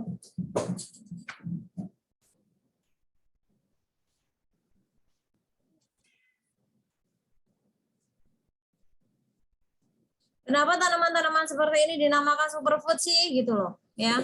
Tadi ya selain sumber vitaminnya banyak gitu. Tanaman superfood ini kalau secara anatominya gitu ya, secara morfologi atau anatominya itu dia punya akar tuh yang minimal tuh panjangnya akarnya 60 cm itu minimal tuh. Jadi bisa lebih panjang lagi gitu ya. Kalau logikanya kalau perakarannya panjang berarti kan dia menyerap unsur haranya bukan hanya dari pupuk yang kita tambahkan ya kan, tapi dia bisa nyari sumber-sumber lain lagi gitu ya, atau jangkauannya dia akan lebih jauh gitu ya, jangkauannya lebih lebar, lebih jauh gitu, sehingga mineral, vitamin atau mineral-mineral ya, unsur-unsur yang diperlukan tanaman di dalam tanah itu bisa diserap semua nih gitu ya. Nah itu jadi ada pilihan tanaman urban, tanaman sayuran gitu. Kemudian ada ya, jenis tanaman herba, bumbu ataupun rimpang.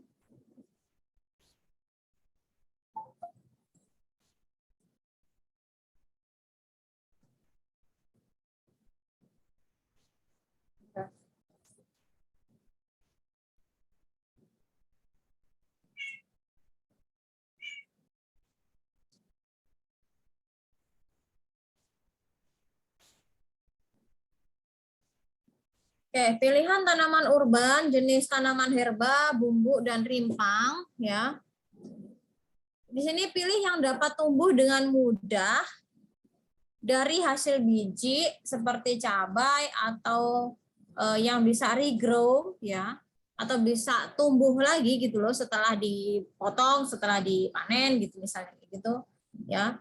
Ini contohnya ada daun bawang misalnya, kucai, ada lokio, ada serai, seledri, ya, yang dapat mudah tumbuh di pot.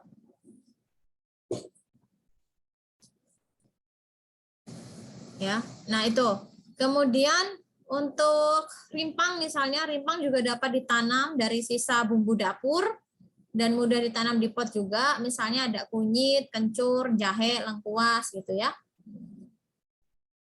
Nah sebenarnya nggak usah pusing kalau untuk Bu benihnya dari mana gitu ya. Ya kita habis dari sisa ini aja. Kita misalnya beli ya, beli bumbu atau beli kan ada jenis-jenis bumbu kayak kunyit, jahe kayak gitu. Pisahkan aja tuh, dipotek aja, tapi yang ada mata tunasnya tuh ya. Sisihkan, kemudian kalian ada media tanam, taruh di situ atau letakkan atau ditanam di situ. Jadi nggak perlu cari bibit yang benar-benar ini. Kalau cuma untuk kebutuhan pangan saja sih sebenarnya pemenuhan bibitnya itu bisa dari sisa bumbu dapur misalnya seperti itu ya. Kayak seledri misalnya. Ya kan? Seledri itu kan kalau beli 2.000 misalkan kan belinya kan ada akarnya kan ya, ada akarnya. Kemudian kita cuma butuhnya paling berapa helai ya, 1 atau 2 helai saja dari 2.000 atau 1 ikat lah misalnya kayak gitu. Nah itu nanti sisanya itu bisa kalian tanam lagi tuh, atau dia bisa jenis-jenis tanaman yang regrow sebenarnya gitu ya. Tuh kemudian kalau lengkuas misalnya ya, lengkuas itu juga bisa ya. Lengkuas tuh salah satu jenis tanaman yang evergreen kalau nggak bisa dibilang. Artinya dia akan hijau terus gitu. Dia bahkan nggak kayak tanaman kencur gitu yang misalnya kalau tanaman kencur itu kan kalau sudah waktunya panen biasanya tanaman daunnya itu kan menguning atau kering gitu. Itu sudah siap untuk panen. Tapi lengkuas tuh enggak. Lengkuas itu bahkan bisa bertahan lama gitu ya. Dan dia jadi daunnya hijau terus gitu. Ya hijau terus gitu. Nah, kemudian di sini jangan lupa minimal memiliki 1 pohon salam ya, atau pohon pandan, pohon suji misalnya, kemudian ada lidah buaya dan jeruk purut gitu, atau jeruk limau atau jeruk yang untuk sambal itu apa tuh namanya ya. Nah, itu untuk kebutuhan harian memasak. Nah, ini ya. Kemudian bisa juga menanam jenis-jenis tanaman yang untuk penambah cita rasa.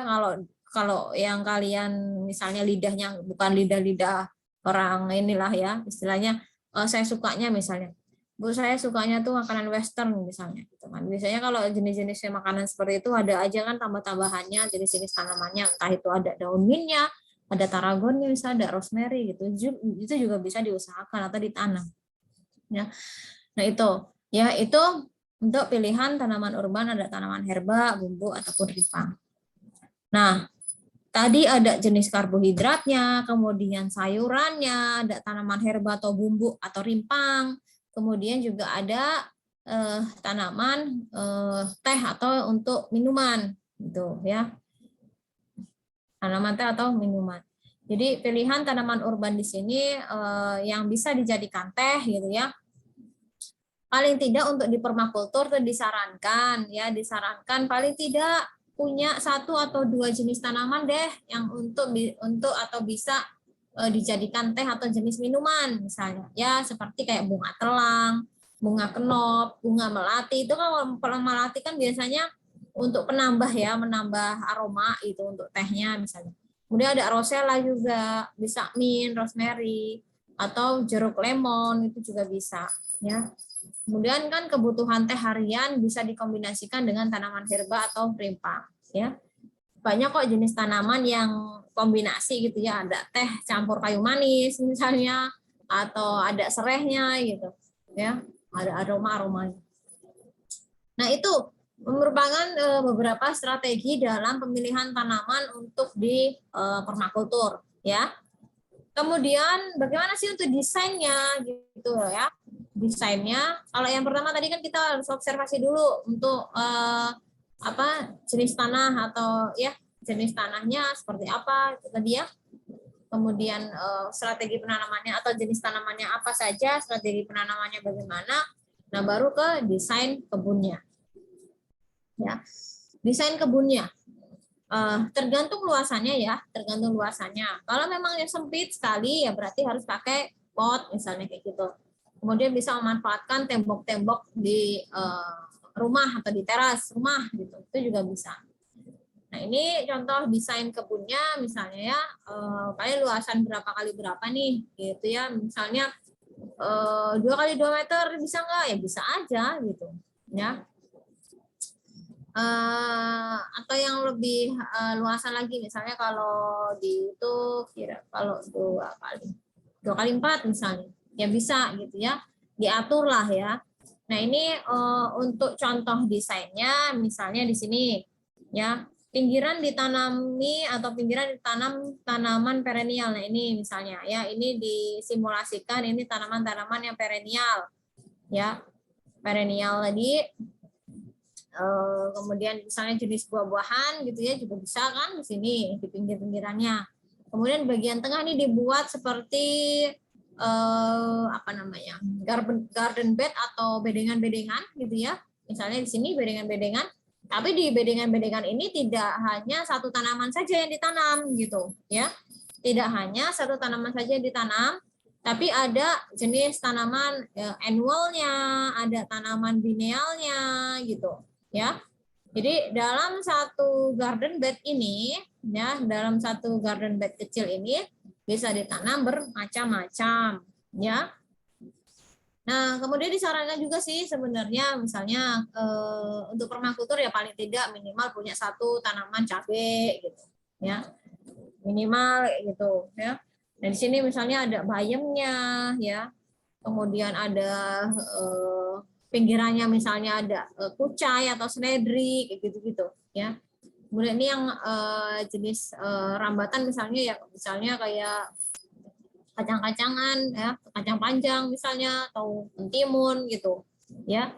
Ini bisa diusahakan atau dirancang atau didesain seperti ini. Kemudian misalnya yang ini yang agak merah-merah nih, ini simulasinya misalnya di sini adalah tanaman-tanaman teh misalnya ya. Bisa bunga telang, bisa rosella nih di sini gitu. Sebenarnya tergantung selera gitu loh ya, tergantung selera. Nah, kalau di perkotaan biasanya masalah utamanya apa sih? Masalah utamanya adalah hama. Hama yang paling banyak muncul adalah misalnya kalau di perkotaan apa kira-kira? Di perkotaan tuh hama yang paling sering ada tuh apa?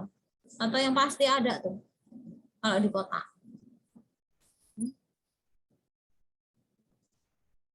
Apa kira-kira?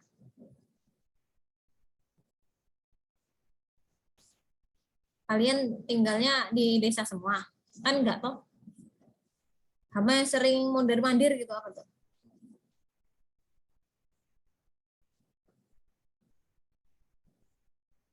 Ini masih ada semua nggak sih yang tinggal tidur saya nih?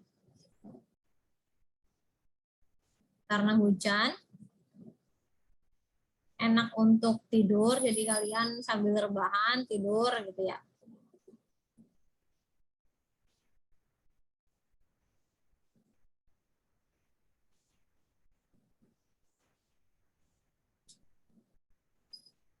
Ini masih ada semua nggak? Ada, Bu. Hadir, Bu. Pada kemarin tanyain diem baik.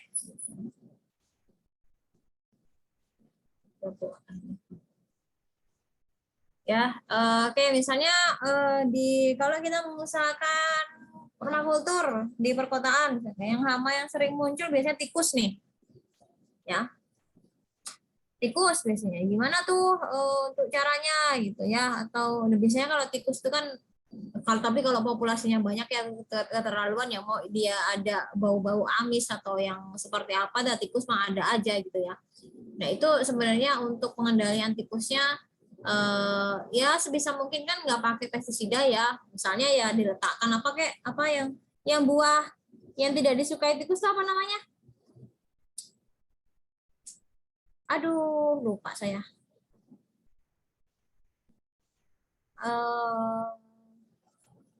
Bintaro, buah bintaro tau nggak?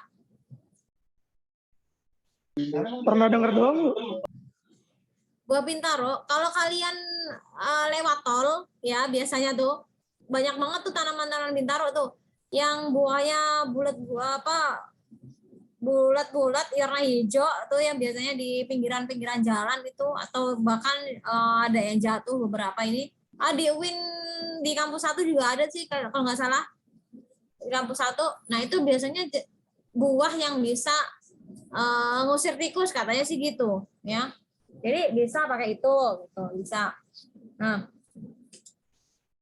sebenarnya ada apa ya namanya? Ada keuntungan untuk gini, ada keuntungan kita menanam banyak jenis sayuran ini ya. Banyak jenis tanaman di satu lahan atau di konsep permakultur ini, itu ya keuntungannya biasanya kalau hama nggak terlalu banyak gitu loh. Hamanya tuh nggak terlalu banyak atau kerusakan nggak terlalu banyak, karena kayak menerapkan sistem rotasi tanaman gitu ya. Saya kalau dalam satu bedengan ini ya, kalau satu apa nih namanya garden bed atau bedengan, ini kan banyak tanaman ya. Misalnya kan ada beberapa jenis tanaman yang jenis hama yang suka pada satu jenis tanaman saja gitu ya. Ibarat kata kalau ini satu bednya misalkan bayam semua gitu kan. Kalau yang terserang hama atau ulat gerayaknya, misalnya ulat gerayaknya hanya apa namanya ada yang nyerang bayam misalnya kayak gitu, bisa jadi ini satu bedengan ini atau satu bedengan ini akan habis semua gitu bayamnya. Tapi kan kalau beberapa jenis ya mungkin bayamnya beberapa tanamannya sudah terserang hama, tapi kan masih ada tanaman lain yang bisa kita manfaatkan gitu ya. Sebenarnya itu bisa aja ini untuk pengendalian hamanya gitu ya, karena seperti prinsipnya rotasi tanaman gitu ya. Ini kan bermacam-macam tanamannya gitu. Kemudian, nah ini contohnya ya, atau untuk desainnya sama atau sesuai selera sih ya, seleranya masing-masing. Tetapi masih tetap pakai prinsipnya yang tadi, ada zona-zonasinya ya, ada beberapa zonasinya. Nah kalau yang seperti ini kan kayak kalian ngambil matkul landscape kan, ya landscaping gitu ya, bisa. Atau banyak kok apa namanya praktisi permakultur itu kalau yang di perkotaan tuh cantik-cantik tamannya gitu, bahkan itu bisa atau ada beberapa yang jadi program edu wisata ya, edu wisata gitu untuk konsep permakultur. Yang sudah bagus tuh ada di Jogja, kemudian ada di Bandung gitu ya, Bandung permakultur tuh juga sudah bagus gitu. Oke, nah kalau yang saya tahu tuh kayak sejarahnya Bandung permakultur itu, dia awalnya adalah lahan lahan kosong ya, lahan kosong yang tempat pembuangan sampah seperti itu. Nah itu apakah bisa dijadikan untuk tempat menjadi permakultur gitu ya, atau lokasi permakultur? Ya bisa aja gitu ya, tapi memang kan tadi kan usaha permakultur kan diharuskan untuk yang organik ya. Kalau jenis-jenis tanah yang memang sudah terkontaminasi dengan kimia-kimia gitu ya, kimia berarti kan harus detok dulu lah paling enggak ya gitu ya, kalau dalam tubuh, kalau secara manusia misalnya kalau kita terpapar apa ya misalkan racun atau apa kan harus didetok dulu nih atau dibersihkan dulu gitu. Sama halnya ya sama kondisi lahan atau tanah gitu atau areal itu, kalau kebanyakan unsur-unsur kimia atau zat-zat kimia yang sudah terpapar atau sudah banyak apa ya namanya terkontaminasi lah seperti itu harus itu dulu ya, artinya kayak didetok dulu, paling enggak dia ya mungkin bisa ditanami ya, tapi itu belum dikatakan organik gitu. Walaupun dia tidak menggunakan pestisida kimia misalnya. Tapi kalau masih dalam jangka waktu yang misalnya ya, saya punya lahan di kebun lah misalnya kayak gitu ya, kebun agri lah. Kebun agri masih sering menggunakan pestisida kimia atau bahkan pupuk-pupuk kimia misalnya gitu. Kemudian saya mau merancang nantinya kebun itu tidak usah atau nanamnya nggak perlu atau tidak memakai pupuk kimia atau pestisida kimia, tapi pakainya yang organik gitu ya. Berarti kan mulai dari sekarang saya harus menerapkan itu, ya kan? Harus menerapkan itu. Misalkan saya nanam melon, saya nanam jagung misalkan di lahan itu, tapi saat ini saya sudah tidak menggunakan bahan kimia lagi, mau itu pupuk kimia, pestisida kimia atau yang berbau-bau kimia itu sudah tidak saya gunakan ya. Kemudian saya panen buahnya atau panen jagung misalnya kayak gitu.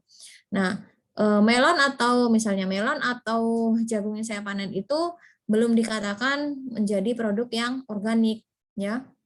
Walaupun tadi kan saya tidak memakai pupuk kimia atau pupuk pestisida kimia, karena diindikasikan bahwa di tanah itu masih ada lah sisa-sisanya atau residunya gitu loh ya. Paling tidak untuk menghilangkan itu atau mendetok itu ya, untuk menghilangkan paling nggak ya butuh waktu 2-3 tahun ya, 2-3 tahun untuk mengembalikan ke organiknya gitu loh istilahnya kayak gitu ya. Dengan catatan yang kita sudah menghindari yang apa ya pestisida atau jenis pupuk kimia gitu ya. Dan nanti misalnya kalau mau disertifikasi ya organik gitu ya, berarti ya nunggu 2-3 tahun dulu gitu ya. Kalau yang sekarang untuk sertifikasi organik misalnya itu masih belum bisa gitu, walaupun kita sudah tidak memakai zat kimia atau bahan-bahan kimia gitu. Nah ya, yang di permakultur tadi berarti kan konsepnya adalah organik pastinya gitu ya. Kemudian permakultur harus zero waste atau apa namanya no limbah ya atau gitu. Jadi semua diolah ya, sampah-sampah atau apa tuh diolah kemudian dikembalikan lagi ke alam seperti itu. Kemudian ada permakultur, ada pembagian zonasinya ya kan, ada pembagian zonasinya. Kemudian kalian harus tahu apa jenis tanaman yang harus ditanam di situ ya, atau beberapa jenis tanaman kaitannya dengan ketahanan pangan. Artinya kalau di ketahanan pangan berarti kan tiap hari kita harus punya sumber pangan lah ya gitu. Jadi kalau sebenarnya kalau kita menerapkan permakultur kita sudah tidak perlu beli sayuran ya, bumbu itu nggak perlu ya. Mungkin yang masih beli apa, garam, karena kita nggak bisa ini ya menghasilkan garam sendiri misalnya kalau saat ini gitu ya. Paling yang masih beli ya garam. Kalau cabai, bumbu-bumbu yang lain masih bisa kita usahakan sendiri gitu, karena pakai konsep permakultur itu.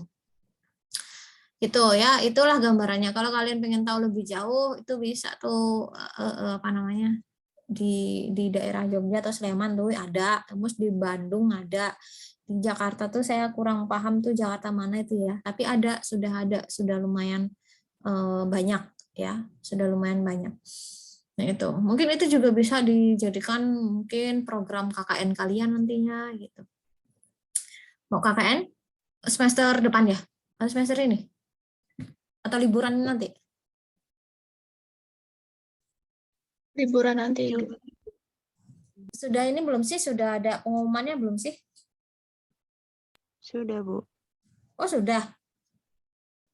Pembagian tanggal 20, Bu. Oh, saya daftar jadi pembimbing KKN tapi belum ini. Kayaknya nggak diterima deh. Kayaknya ada di jatah atau di jatah tiap prodinya. Oke, kalian totalnya 31 ya? 30 mahasiswa. Berapa Najwa? Oh, di kelas yang agrotek ini 30, Ibu. Berarti kalau sama itu siapa? Agnia sama Hanifah ya namanya ya? Siapa tuh Iya. namanya? Ya. Itu berarti 32. Oke. Berarti ini yang tidak masuk 1 orang. Iya Najwa. Iya, Ibu. Siapa nih? Aleza. Kemana Aliza nih? Aliza tadi ke kebun nggak? Iya, Ibu. Saya tanya belum dibalas kenapa belum join. Tapi tadi ke kebun, terus tahu nggak hari ini ada kuliah? Tahu, Ibu. Udah saya sampaikan tadi pagi kalau bakal ada kelas siang ini. Bilal, Aliza di mana Lal? Iya, Bu. Aliza di mana Lal? Aleza, Bu. Heeh. Duh, kurang tahu, Bu. Saya belum berhubungan hari ini, Bu. Belum berhubungan katanya. Belum komunikasi? Iya, komunikasi bahasanya. Belum hubungin. Oke. Itu kemana ya? Nanti di ini aja ya Najwa, yang tidak masuk siapa kamu tulis di grup ya. Iya, Ibu. Nanti kan ada catatannya tuh udah berapa kali tidak masuk kayak gitu. Oke, ada pertanyaan nggak tentang permakultur? Sini masih hujan deras tuh. Oke, siapa nih? Agnia. Izin bertanya, kalau ada lahan pekarangan rumah dan berdekatan dengan jalanan umum yang banyak kendaraan, kalau untuk menanam tanaman herbal khawatir terkena polusi asap kendaraan. Jadi lebih baik diprioritaskan untuk menanam tanaman penyaring udara atau bagaimana, Bu? Ya bisa, ya. Begini, kan tadi tanaman herbal ya, herbal yang bagaimana dulu nih ya. Kalau saya sarankan ya memang untuk yang diprioritaskan dulu deh ya. Prioritasnya mau misalnya kalau yang di depan rumahnya jalan raya seliwar-seliwar kendaraan kayak gitu ya. Berarti kan prioritasnya kalau kita terganggu dengan asap kendaraan atau polusi udaranya itu, berarti ya yang kita prioritaskan adalah tanaman-tanaman yang untuk penyaring udara tadi ya. Kayak apa tuh? Lidah mertua ya? Apa tuh? Sansevieria kan? Sansevieria atau apa? Atau jenis apa yang kalian tahu? Saya tahunya Sansevieria itu. Terus ada, aduh kok saya lupa ya namanya ya. Nah itu ya, jadi lebih baiknya ya kita nanam itu dulu ya, yang untuk mengurangi polusinya itu gitu. Tapi kan di sekitarnya itu juga bisa atau boleh kok ditanami tanaman herbal juga gitu ya. Tergantung ini rumahnya itu memang dekatnya seberapa nih, seberapa dekat sama jalan raya gitu ya, sama jalan raya. Kalau cuma di gang atau apa kan masih oke aja gitu ya. Kalau di jalan raya kebanyakan, kalau di jalan raya yang utama gitu ya, biasanya kan kalau di jalan-jalan raya besar gitu ya, di perkotaan itu di trotoar-trotoarnya itu biasanya sudah ada tuh tanaman-tanaman ini kan, tanaman-tanaman untuk nyaring udara gitu loh ya. Nggak masalah kok kalau mau ditanami itu, atau itu tergantung ini lagi ya, mau diprioritaskan yang mana dulu gitu ya, diprioritaskan yang mana dulu. Kalau mau prioritasnya ketahanan pangan ya, Tapi ya tidak menutup kemungkinan untuk bisa menanam yang penyaring udara dulu karena untuk kesehatan kitanya juga gitu ya. Untuk kesehatan kitanya juga. Kalau lahannya masih banyak atau teras atau halaman rumahnya masih memungkinkan gitu ya, ya tanam tuh apa saja tuh kayak sayuran masih ada gitu ya. Sayuran kemudian ini gitu ya, tapi kan terus ada untuk mengurangi polusi itu ya, karena kan yang saya pernah bilang bahwa asap kendaraan itu juga kurang bagus kan ya untuk pertumbuhan tanaman. Itu ada jurnalnya itu ya. Ya berarti penanaman tanaman untuk menyaring udara lumayan lebih banyak gitu ya, supaya lebih sehat lah kayak gitu. Itu juga terus bisa juga ditanami dengan tanaman yang lain juga gitu ya. Itu sih bisa kok dikombinasi juga bisa, masih oke. Gitu Agnia. Terus apa lagi tuh nah?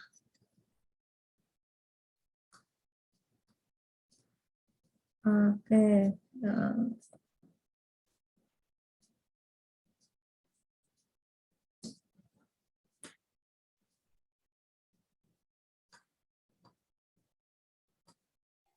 Ibu izin bertanya, Bu. Oh boleh. Apa Pin? Apabila dalam kawasan rumah ini tidak ada lahan, Bu, jadi kayak gang ketemu gang, Bu, di rumahnya itu. Nah, itu dalam penentuan zonanya gimana, Bu? Oke. Penentuan zonanya seperti apa gitu ya? Iya. Oke. Gang ketemu gang, tapi masih ada teras enggak misalnya? Atau pagar lah ya, misalnya cuma ada pagar gitu ya.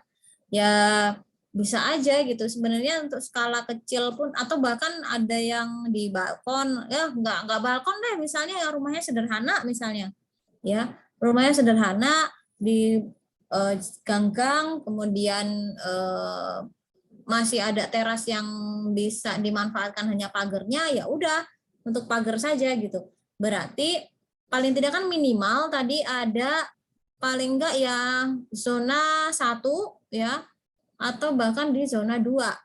Itu kan zona 1 tadi kan kayak sayuran-sayuran kayak annual ya, atau yang setiap hari kita panen gitu ya, atau kita butuhkan lah paling enggak kayak gitu kan ya.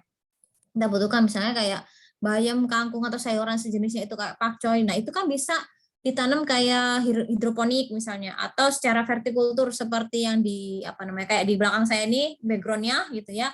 Mungkin di tembok-tembok seperti itu kan bisa.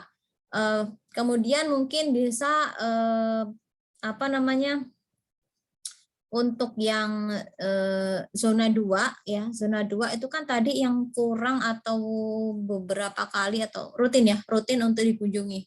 Ya, rutin untuk dikunjungi artinya untuk jenisnya adalah ternak misalnya. Ya, kalau enggak ada tempatnya berarti kan bisa aja nih kombinasi ya antara misalnya hidroponik sama perikanan. Ya, bisa dong ya kan, bisa dipakai misalnya kan ada tuh yang apa namanya Budik Damber. apa itu namanya Budik Damber. itu juga bisa, itu jadi gabungan kayak zona 1 sama zona 2 gitu ya. Ya paling nggak kalau memang minimal banget ya paling nggak ya adalah zona 1-nya gitu ya, zona 1-nya masih ada gitu. Apa kira-kira ya untuk misalnya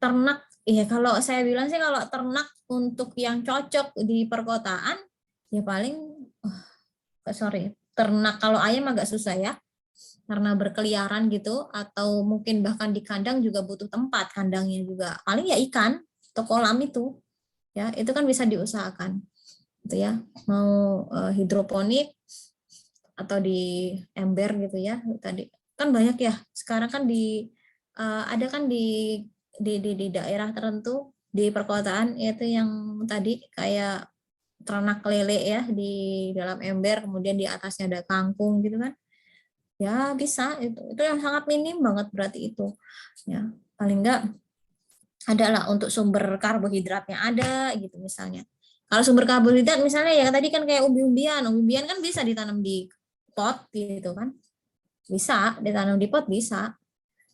Talas gitu misalnya, talas itu kalau ditanam di pot udah kayak tanaman hias loh, ya. Sekarang kan banyak ya tanaman hias yang daun-daun lebar gitu. Kalau talas aja misalnya ditanam di pot udah kayak tanaman hias, taruh di depan pintu aja udah bagus tuh. Orang nyangkanya itu tanaman hias gitu. Padahal itu talas gitu. Ya, itu seperti itu gitu. Sebenarnya kalau di rumah saya ini sebenarnya ada bisa sih berpotensi atau bisa aja saya buat kayak permakultur itu, tapi cuma kadang waktunya yang nggak ada. Udah gitu kadang malesnya itu ya, nggak ada, kadang sudah nanam tapi belum apa ya, untuk maintenance-nya atau perawatannya terbengkalai, kadang-kadang lupa segala macam kayak gitu. Padahal masih ada tuh loh. Di depan rumah saya tuh ada, saya tanam kayak ya paling enggak ya, kalau untuk ibu-ibu rumah tangga itu paling enggak bumbu-bumbu itulah. Ya, kayak jahe, kunyit, lengkuas gitu. Serai gitu ya. Cabai itu paling enggak satu tanaman ya gitu. Itu harus ada biasanya. Itu saya ada. Ya. Kemudian ada juga anggur, itu nyoba nanam anggur juga ada, berbuah tapi buahnya masih kecil-kecil. Kayaknya kurang media, jadi potnya kecil dulu itu, jadi sekarang anggurnya sudah merambat kemana-mana, kayak kurang media, jadi sumber nutrisi untuk bisa jadi buahnya sedikit. Pempukan juga nggak rutin, jadinya ya kayak gitu dah. Ada, terus ada jeruk juga ya, biasanya lemon gitu ya, itu bisa. Jadi ya paling nggak ada lah gitu ya, paling nggak ada. Memang kalau untuk di perkotaan atau yang tadi seperti Agnia tadi ya, untuk sering banyak atau kendaraan lewat lalu lalang, kemudian emisi gasnya terlalu tinggi ya, atau polusinya terlalu tinggi, ya prioritas utamanya deh untuk kesehatan pernapasan kita aja deh dulu gitu ya. Itu paling enggak ya untuk ini, atau nanam tanaman yang itu, tapi juga di sela atau di apa namanya, disisipkanlah beberapa tanaman-tanaman yang bisa untuk mencukupi bahan pangan rumah gitu ya. Karena untuk bibitnya tadi, bibitnya aja gampang kita carinya kan dari sisa-sisa aja ya. Kita beli cabai 3.000 misalnya, pilih aja cabai yang bagus, biji cabai yang bagus, kemudian disemai, itu sudah bisa ya. Untuk penyemaian itu misalnya kan kalau tanaman-tanaman yang sayuran seperti itu, kadang kita juga malah kadang bisa kita tanam di dapur, bahkan kayak seledri gitu ya, itu bahkan bisa tanam di dapur ya. Nah ini ya untuk tinggal ininya saja sih, mau atau tidaknya saja gitu ya. Nggak ada ruginya sebenarnya kalau menerapkan ini gitu loh ya. Jadi bisa kok dikombinasikan. Nah jadi penentuan zonanya tadi ya, itu ditetapkan, atau zona 1 di mana, zona 2 di mana, itu tadi ya, dilihat, atau paling dekat dengan dapurnya tuh yang mana gitu ya. Jadi bayangan kita kalau kita masih punya pekarangan pekarangan sedikit lah, misalkan di belakang rumah atau yang dekat dapur, berarti itu yang zona 1 tuh di situ gitu. Zona 2-nya mungkin di depan gitu ya, di depan atau di teras rumah gitu. Itu zona 2-nya, bisa seperti itu. Ya. Tapi kalau misalnya dapur di belakang, tapi pintu dapur atau akses ke dapur itu dari depan nih, dari ruang tamu. Kebanyakan rumah di perkotaan gitu ya, di bagian belakangnya atau dapurnya tuh nggak ada pintu gitu, atau udah nggak ada space lagi gitu misalnya. Ya berarti zona 1, zona 2 masih bisa berdampingan seperti itu. Ya, paling nggak ada sumber karbohidratnya sudah terpenuhi, misalnya kayak ubi atau apa tuh gitu. Ya, kemudian sayuran gitu ya. Seperti itulah. Kalau untuk buah-buahan yang mungkin bisa tabu lampot gitu. ya kebutuhan untuk buahnya seperti itu. Baik Ibu, terima kasih. Oke, Kevin. Biasanya sering tanya memang Kevin ya, sering tanya Kevin. Terus apa lagi tuh? Noval kadang-kadang nih, Bilal. Terus tadi siapa sih? Ika sudah sembuh, Ika?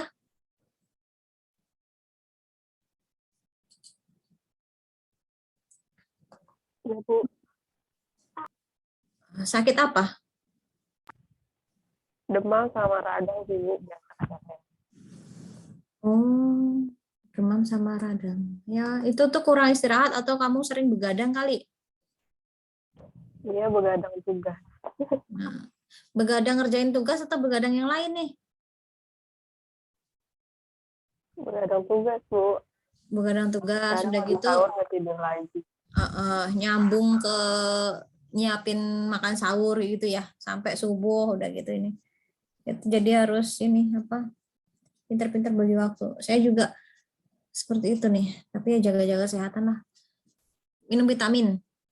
Terus siapa tadi? Tadi yang izin sakit siapa tuh? Kintan, dia. Iya, Bu. Sakit apa kamu? Nggak enak badan. Kayak enak badan. Ini meriang atau apa?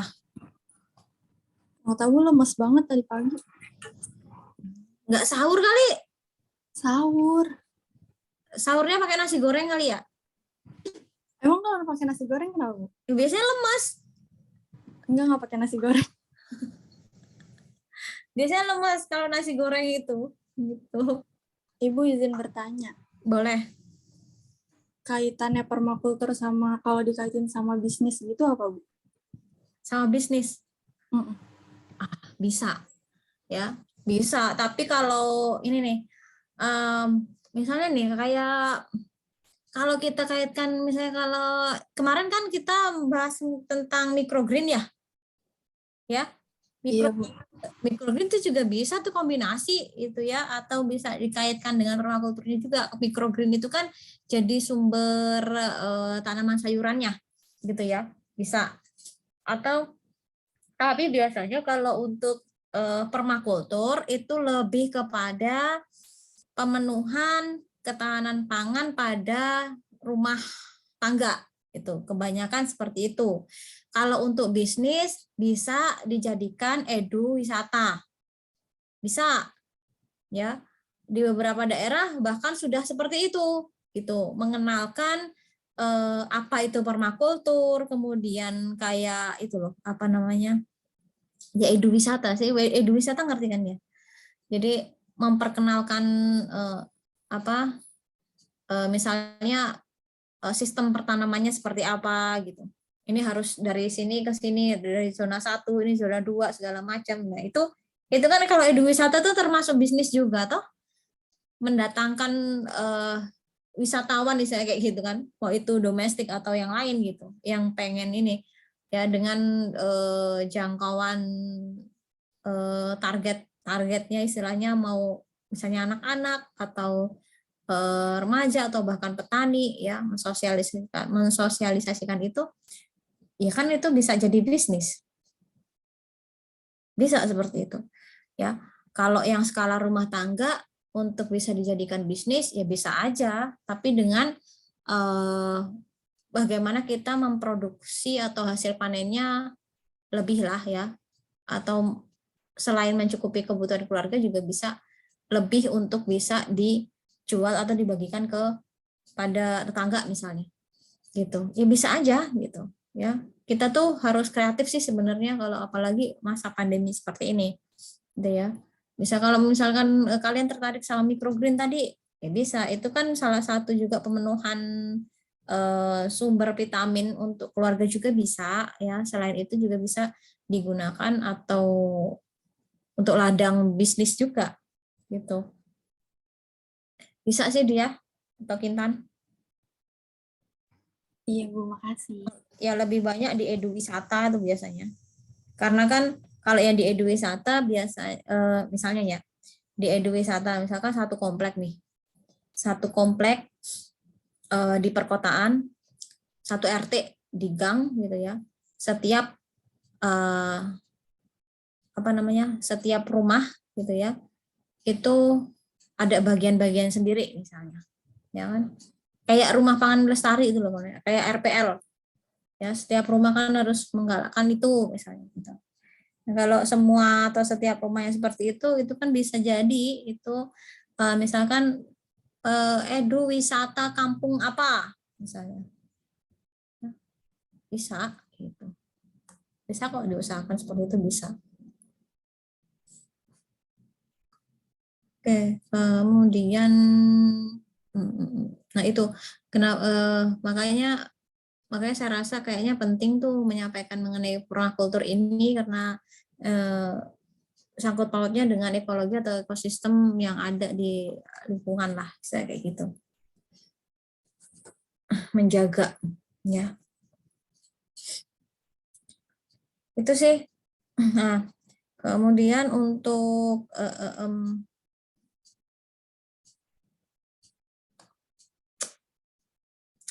minggu depan kita UTS. UTS-nya di siang atau di pagi?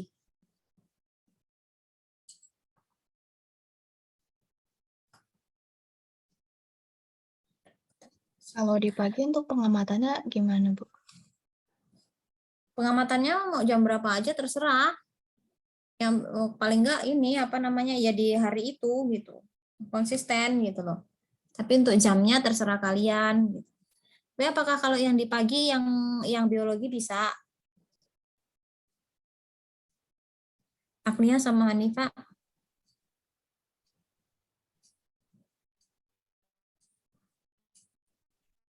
Bisa enggak? Kalau saya biasanya siang Bu, jam 1. Siang. Berarti siang aja ya? Bisanya siang Bu, jam 1. Ya berarti siang aja, Najwa. Sesuai sama ini jadwal. Paginya tetap kalian pengamatan. Ya, paginya pengamatan gitu. Terus di ini Najwa diatur juga tuh. Nanti kalau pas hari libur siapa aja tuh setiap kelompoknya harus ada tuh yang ngecek gitu. Ya, udah gitu yang janjian sama Pak Iping misalnya untuk Pak saya mau ngamatin gitu ya supaya bapaknya juga ada di situ. Misalnya di hari Senin harus pengamatan, ya kan harus pengamatan. Tapi Pak Ipingnya nggak bisa nih gitu. Kalian bisa mundur 1 hari atau maju 1 hari gitu. Ya, atau misalnya di Jumatnya ya bisa atau Sabtunya gitu. Tapi jangan terlalu rentan waktunya, jangan terlalu lama gitu. Harusnya Senin paling enggak Selasa lah ya. Paling enggak kalau Senin nggak bisa pengamatan, paling enggak Selasa. Ya. Jangan Kamisnya gitu misalnya. Itu sudah terlalu kelewatan gitu. Ya, paling enggak selangnya tuh 1 hari, paling enggak gitu. Tapi kalau bisa ya ada yang tepat waktu. Ya, tolonglah yang rumah-rumahnya dekat, yang bisa ke kampus atau yang bisa ke kebun, ya bisa di inilah, ya bisa pengamatan atau merawat gitu, ya atau ngecek lah paling nggak ngecek. Tuh ya Najwa, nanti kamu bertanggung jawab tuh untuk teman-temannya siapa aja yang ini gitu, ya. Paling enggak dalam satu kelompok itu adalah 1 atau 2 orang yang bisa dipasrahi gitu. Ibu mengenai materi untuk UTS-nya tuh campur ada praktikumnya atau teori aja ya, Bu? Ya, ada praktikumnya. Untuk yang teorinya yang minggu kemarin microgreen belum Ibu kirim, Bu, materinya. Oh iya ya. Jadi yang udah Ibu kirim itu pertanian perkotaan, terus ada tanaman pekarangan sama Inventarisasi.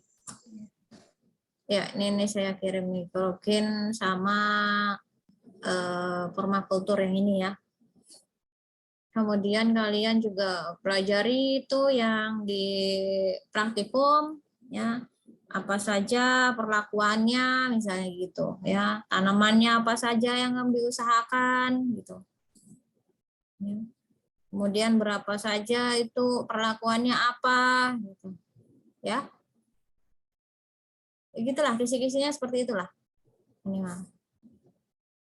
Berarti ini fix yang tidak hadir adalah Alisa ya. Sama sekali nggak muncul dari tadi. Najwa. Oke. Ya nanti saya ini. Nanti kamu tetap ini ya di grup bilang ya. Supaya ada catatannya. Oke sih, saya rasa itu saja untuk hari ini. Minggu depan kita UTS, jangan lupa untuk merawat tanamannya di kebun. Apapun yang terjadi pada tanamannya, misalnya ada serangan hama, kemudian kayak kasusnya hidroponik layu segala macam karena teknis gitu ya, itu dicatat aja, ya, dicatat. Yang mati berapa atau apa gitu. Dokumentasi jangan lupa. Oke. Itu saja. Kalau nanti ada pertanyaan susulan, kalian misalnya, oh saya tadi mau tanya ini tapi lupa, baru ingat sekarang misalnya. Udah sampaikan aja di grup, nggak apa-apa. Ya, itu. Terima kasih atas kehadirannya di Zoom saya ini. Di perkuliahan pertanian perkotaan, kita ketemu di minggu depan untuk UTS ya, di siang. Kemungkinan, apa ya namanya, Senin depan. Tapi kalau Senin depan yang ke kebun tetap didata ya. Tetap didata ya, Najwa siapa aja gitu. Tetap ini. Oke, itu saja saya akhiri perkuliahan hari ini. Wassalamualaikum warahmatullahi wabarakatuh. Waalaikumsalam warahmatullahi wabarakatuh. Waalaikumsalam warahmatullahi wabarakatuh. Terima kasih, Bu. Oke, terima kasih.